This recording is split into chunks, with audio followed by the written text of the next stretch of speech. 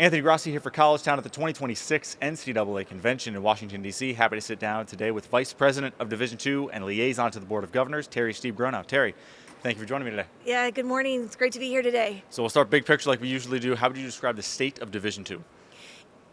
We're in a good place. I think we're in a good place. You know, as you and we all know, there's so much going on in college sports across all levels. I think with the ability to have the House settlement completed, that did allow Division II to turn a corner, because we weren't sort of waiting to see, is that going to go to trial? What will ultimately be the damages payment? How could that impact Division II? Knowing that that has now been solidified, it did allow Division II to sort of then refocus in on what Division II needs to do, knowing that Division I is now working on what Division I needs to do. We'll talk about some of the legislative things here in a minute, but I'm curious what maybe some of those few things that you, as you mentioned that, the few things where you thought, where I guess Division II was maybe waiting to say, all right, now that we've got this solidified, we don't have, a $12 billion potential hit on our hands. Right. We've got some solidification on that. What were some of the things that Division II, in your mind, was able to step forward in either achieving in the last, 8 months as we sit here right now, or work towards? So we were always hopeful that the House settlement would be concluded. It allowed Division II to finally adopt its operating plan, which happened this past October. That has over 50 action steps that are very specific to Division II and where Division II needs to put its focus. It would have been really hard, I think, to try and focus in on those items had we been waiting to see if a trial was going to happen, what ultimately could have been the damages payment, what would have that effect been on Division II. So it just allowed us to, okay, turn a corner, focus on Division II, focus on our action steps, get that operating plan finalized, release it to the membership, and recenter ourselves on Division II focused issues. Now, I always tell people we will always track what happens across college sports and across Division I, because we got to continue to assess the impact, but this allows us to refocus on Division II specific needs, Division II student athletes, and what our administrators and coaches need. That operating plan, which will roll out en masse kind of here in DC, what are the most important tenets of it in your mind? So there's 5 overarching areas. The largest is the athletic area, to really focus in on championships. So when we were talking a year ago, we were about to release a large survey that we were going to ask individuals to complete. A big component of that was around financials, but also how we operate our championships. And I think the Division II membership, though they will still likely schedule regionally just because of institutional funds and the resources that they have at the campus level, we needed to figure out new ways to bracket our championships in the postseason to allow for better matchups in the early rounds in a more competitive bracket overall. We heard that a lot in the survey feedback, and it's a big component of the operating plan and really a focus of our championships committee over the next 2 years. We'll dive into some other things off of that, but I'm curious, given the survey that we talked about a bunch last year, ton of response, ton of feedback, there were a couple interesting things as I read through it, more specific to maybe the bracketing principles and all that kind of stuff. The support for regionalization within Division II fell, based on the survey, it said over 20% among ADs. I'm curious to sit, now under 40%. I'm curious what your read of that is and where maybe directionally that could lead the division. Yeah. So that response was not surprising. So we had heard that from coaches and from ADs and from student athletes. Part of it was we didn't have the finances to really correct it. With the new ESPN agreement that the full association signed, that allowed Division II to have more dollars coming into the Division II budget. That now we can look at things that don't have to be cost neutral, which having money to be able to do something is important and helpful. And so allowing us now to have dollars that will allow us to switch teams across regions, potentially look at maybe having to add more flights, but it just allows us to do things differently, because in addition to the focus of wanting to do something different to make championships more competitive and a better experience for the student athletes, we have the funding to now be able to do it. I'm curious, some of the other notable things which kind of tied together from the survey were the concern for the state of Division II among most of the constituents that you guys surveyed was up over 20%, and the other one struck out was the confidence that the governance structure accomplishes D2's goals for ADs and commissioners, or ADs and presidents, was down 20% to sit around 60 and 45 respectively. I'm curious what your read of that is, and what structural changes maybe can help get that number, I guess, back up to where it was before. So I think the biggest thing that we're hearing right now is that the transfer environment is just not good across all three divisions. There's concern about Division II student athletes leaving to go to Division I. Are they? And obviously we're right now in the midst of the transfer portal for Division I football with their window being open, and so it just wreaks havoc across Division II. And I know that, and I wish I had the solution right now. Unfortunately, it's going to take a little time for us to build some academic data to show that multiple transfers is really not a good thing for a student. That's true for the general student body. It's going to also be true for student athletes, but we've got to build some information to help demonstrate that multiple transfers can be very not good for the academic progress of a student athlete. But the campuses feel that. The presidents hear it from their ADs, they hear it from their coaches, and so I think that's where we see a lot of concern is over the transfer environment, and there's really not a immediate solution on how to fix it, and that's true across Division I, II, and III. I think if we all had the right solution, we would have triggered it by now. So we're all still trying to figure out how to make that work. So I think that part of that just unknown is what causes a lot of concern at the local and campus level. Is that that's more of a product, I imagine, of the litigation that's out there? Do you think that there's a way in which Division II can implement whatever structure is appropriate to set the right framework that's best for Division II in this current environment, or is it we've got to kind of sit back until something gets settled? So we weren't a part of the original legal cases that were specific to Division I, but Division II had the same restrictions in place that Division I had.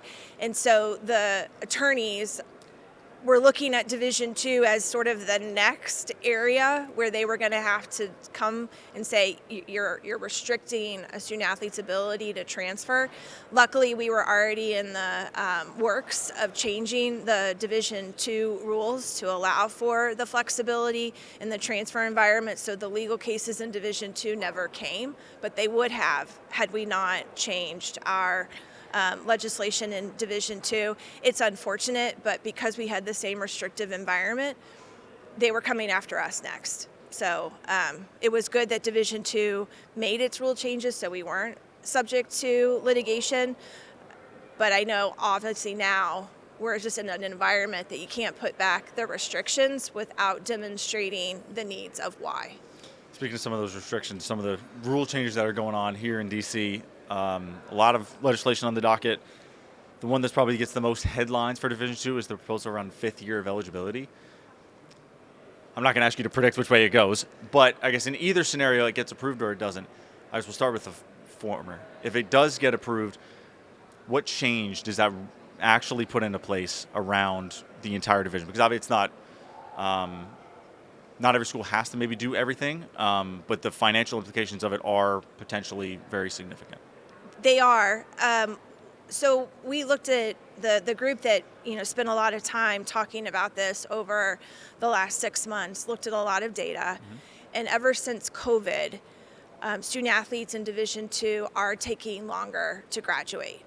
And because of the type of transfer environment that we have more transfers coming in, and they just need longer to be able to complete their degree. And so some of the academic data showed that allowing for 5 years or 5 seasons would allow student athletes to accomplish their degrees in that 5-year time period. We also have heard from a lot of our schools that have key graduate programs that this allows their student athletes to do the undergraduate degree and move right into graduate work to be able to get that graduate degree before they would leave the school, which can be really beneficial for student athletes just in life after college, to have another graduate degree work on their resumes. You know, the other thing that we are hearing is that the financial aid part is going to be difficult for schools because federal requirements only allow for 4 years of aid.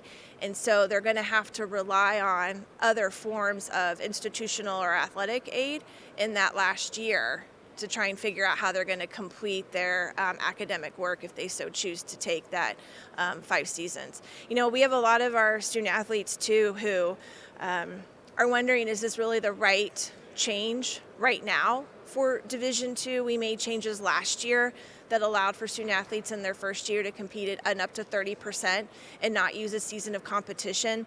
Should we have allowed that rule to sort of play itself out, to sort of see what the impact would have been before making this change to the 5 seasons?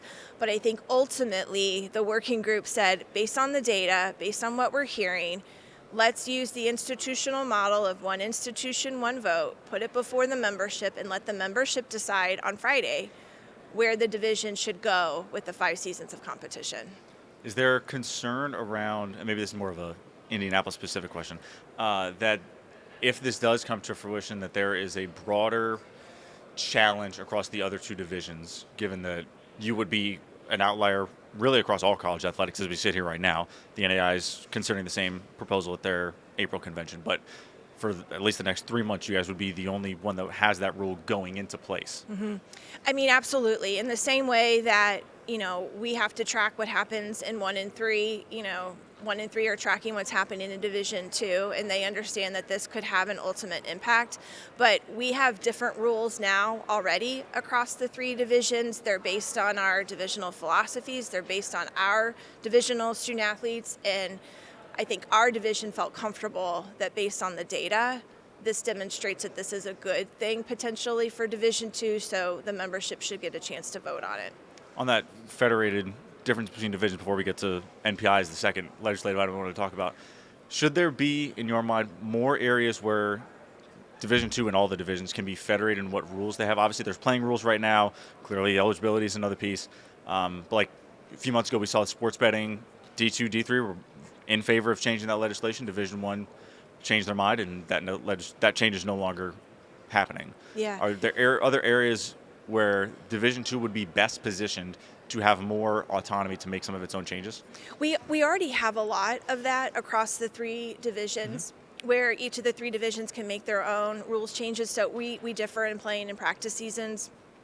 Our recruiting environment is very different. What we do with awards is very different. Division II just recently went through a pretty significant process where they deregulated a lot in Bylaw 13 and Bylaw 16 to really allow institutions to make decisions on what they do with recruiting based on their institutional budgets, and to remove a lot of the national restrictions and just let it happen at the campus level.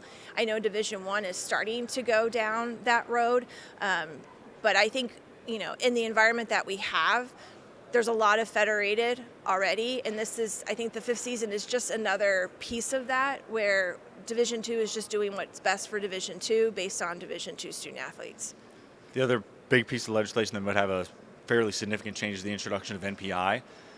I'm curious, as you sit here right now, you know, we talked about this last year. Obviously, Division III has gone through it for a whole year and plus.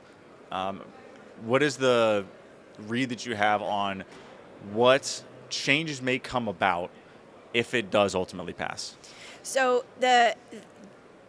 we collected a lot of feedback around whether or not MPI made sense for Division II. And across particularly our ADs and even our coaches, the ability to go to a single sort of metric-based system that removed the subjectivity from selections was well received.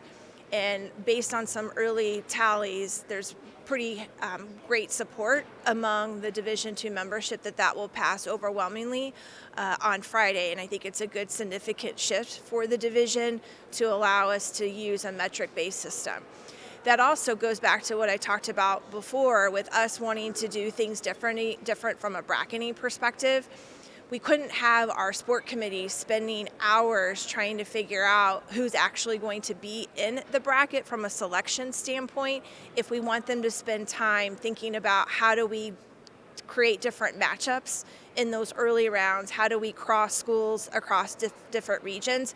That's where we want, and what the division says we need to be spending our time, not figuring out who's number 8 and who's number 9. Very important, but we got to first do the selection criteria to eliminate that time component, to then now focus in on how to make the bracket that much better.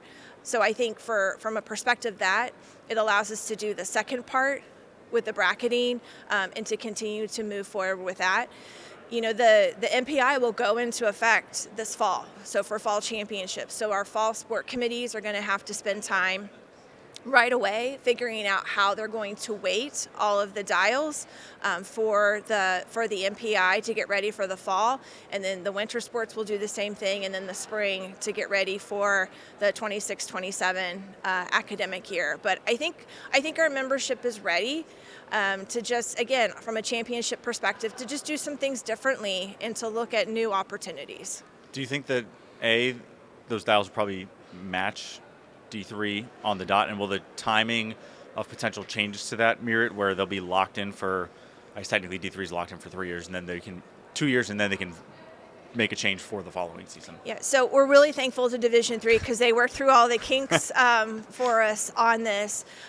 They're going to use Division III as a starting point. I wouldn't say it's going to be an absolute apples to apples of what Division III did. I think Division II will have to figure out where they want to weight their dials within each of the sports, but very similar to Division III, they'll be allowed sort of a 1 year look in, because it's a brand new process, to make sure that they got it right the first time. But then after that, it will be on a 3-year process where you can't change the weight of the dials until 3 years, every 3 years. Okay, good to know. We'll talk some championship stuff. We're coming off another great fall championship season. I'm curious what the biggest change you've seen from a viewership standpoint. I haven't seen or found, much to my chagrin, a number for maybe the D2 football championship on network TV. What's been the percent change that we've seen year over year from a championship standpoint so far? So for the football championship, it was our best numbers for the last many years when it comes to overall viewership. So that was exciting, and great, obviously, game between Harding and Ferris State. Great football game. We also partnered with Division III on being able to stream all of our other championships that are not currently under media agreements with ESPN or CBS. So this past fall we were able to have the first opportunity to have a platform where all of our championships were streaming from the early rounds, and I got a chance to watch so much competition through the fall. I thought that was great based on the numbers and the viewership numbers that we've gotten initially. Overall, very pleased with what our viewership numbers were and how long people actually spent watching the content, which is important too. I mean, open rates are great. People actually watching is even better, and so our minutes watched were really good. So we're excited to see what happens in the winter and the spring around our streaming platform as we continue to partner with Division III on that. Long term, is there the potential for, whether it's just D2, D2 and D3, or I guess D1's all kind of locked in, but for those championships that weren't currently locked in, that are now part of the agreement with Huddle, is there a longer-term vision for where those media rights could live, whether that's, come 2032, they get sold as part of the rest of the NCAA championships package? If they stay within that D2, D3 package, can they stay with Huddle? The idea of it being an NCAA-owned entity behind a paywall, there's dozens of scenarios where that could come to fruition. Yep. Every single scenario you just mentioned is on a list Okay. of us trying to consider what is ultimately next. Just as you mentioned, all of these are under contract through 2032. So we were able to do some things differently the last couple of years with our streaming.